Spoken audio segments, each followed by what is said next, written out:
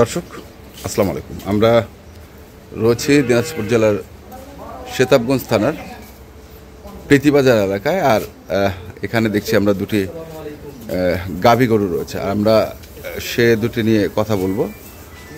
আতার ভাই, ওয়ালাইকুম আসসালাম, কেমন আছেন? ভালো আছেন? কাকে ডাকতেছেন? আমার স্যারকে। স্যার, আচ্ছা। দুধ দোয়া ছিল? স্যার দুধ দহন করে নিল। আচ্ছা, দুধ দহন, হ্যাঁ হ্যাঁ অবশ্যই। তো ভাই কি অবস্থা, কটা হলো আপনাদের গরু? দুইটা। মানে দাম দর তখন তো বলছিলেন যে হয় নাই এখনো, এখন দাম দর সব ঠিক হয়ে গেছে? আচ্ছা, কিন্তু দামটা বলা যাবে না। কেন? যদি নিয়ে যায় বিক্রিও করতে পারেন, থেকে যাবে। যদি বিক্রি হয় তো সেটা তো আলহামদুলিল্লাহ ভালো হয়, তাই না? তো কি কতটুকু দুধ পেলেন আসলে? আমি একটা দুধ দহন করছি, সকালে 10:30 পাইছি, আর বিকেল একটা 80 বিকেল পর্যন্ত আসি দেখবো। হ্যাঁ, দেখে দেখে তারপর পরের দিন সকালে রওনা দিব। পরের দিন সকালে রওনা দেবেন? আচ্ছা, মানে আগামীকাল সকালের আপনি রওনা দেবেন, আজকে বিকেলের দুধটা দেখে। আচ্ছা, তাহলে কেমন বার্ডগুলো কেমন? আলহামদুলিল্লাহ বার্ডগুলো সব ঠিক আছে। আপনি তো নিজে দহন করছেন, নিজেই বলতে পারবেন যে বার্ড মোটামুটি কোনো সমস্যা নেই, দুধ ছেঁকতেও কোনো সমস্যা নেই, কোনো লাফালাফি নেই, হ্যাঁ কোনো ঝামেলা নেই, কোনো ঝামেলা নেই। আচ্ছা, বয়স কয় দাঁত এটা? বয়স হচ্ছে 4 দাঁত। 4 দাঁত। 4 দাঁত। আপনি সকালে দুধ পেলেন 10 লিটার পার, 10 কেজি পার। আচ্ছা, 10 কেজি পার, বয়স 4 দাঁত। আর বাছুর হচ্ছে কোনটা? বাছুর হচ্ছে বকনা, এটা হচ্ছে বকনা বাছুর।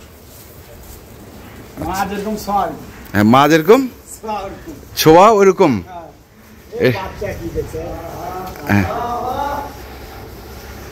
তো আপনার কাছে কি মনে হচ্ছে, উনি যে গরুটা কিনলো, কি মনে হচ্ছে আসলে? উনি এখন ভাই বলতে পারবে উনি জিতছে না হারছে।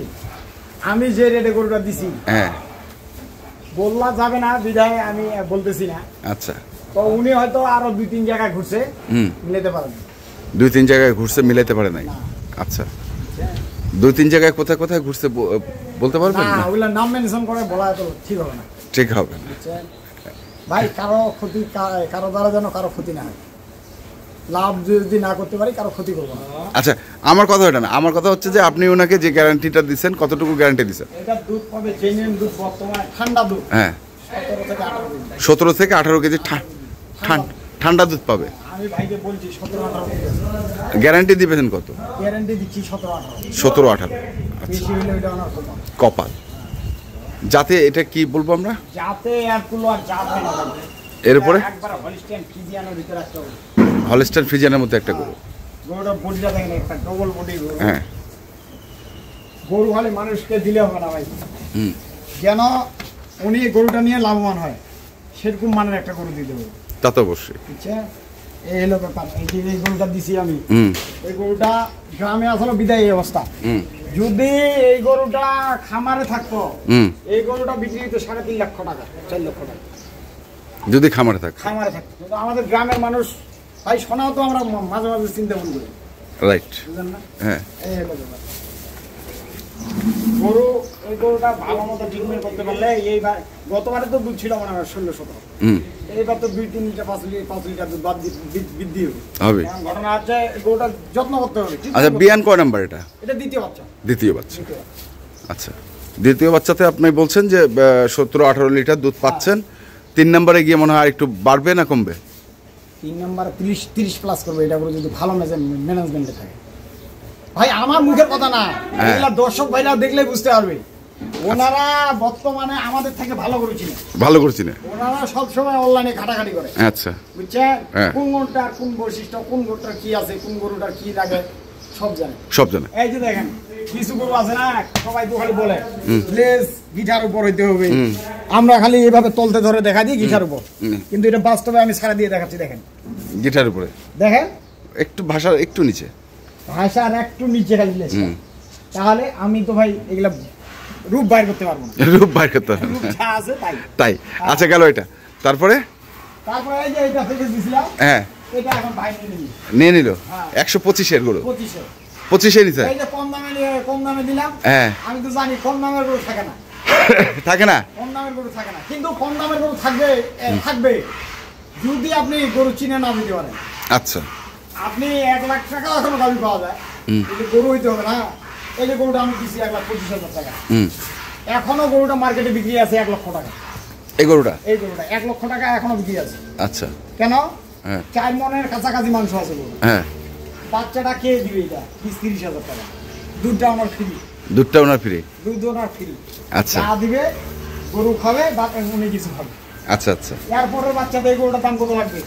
মিনিমাম দাম লাগবে 1,70,000 টাকা। 1,70,000 মিনিমাম এটা। কেন? আর বয়স আছে না। আর বডি তো ডবল বডি। বডি হচ্ছে ডবল বডি গরু। ডবল বডির গরু।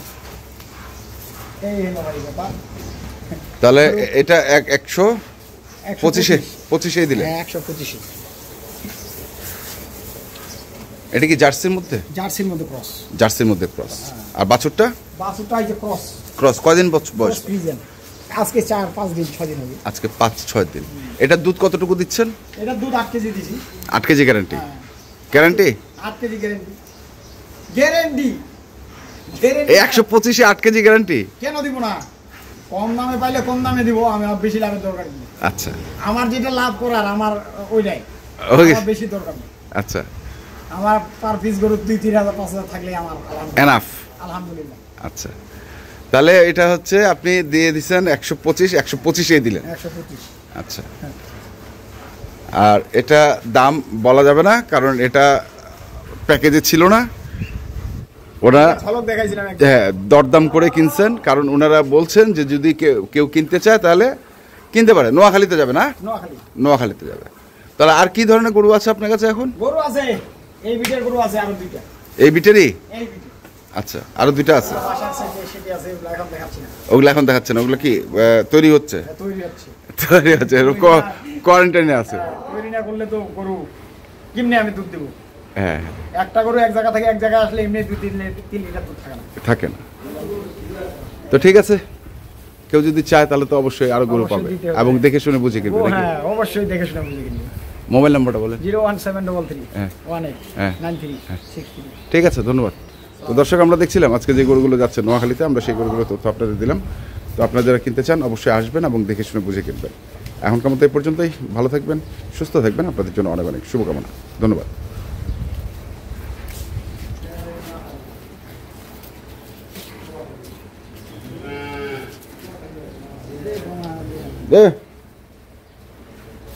নাটক করিস না, যা।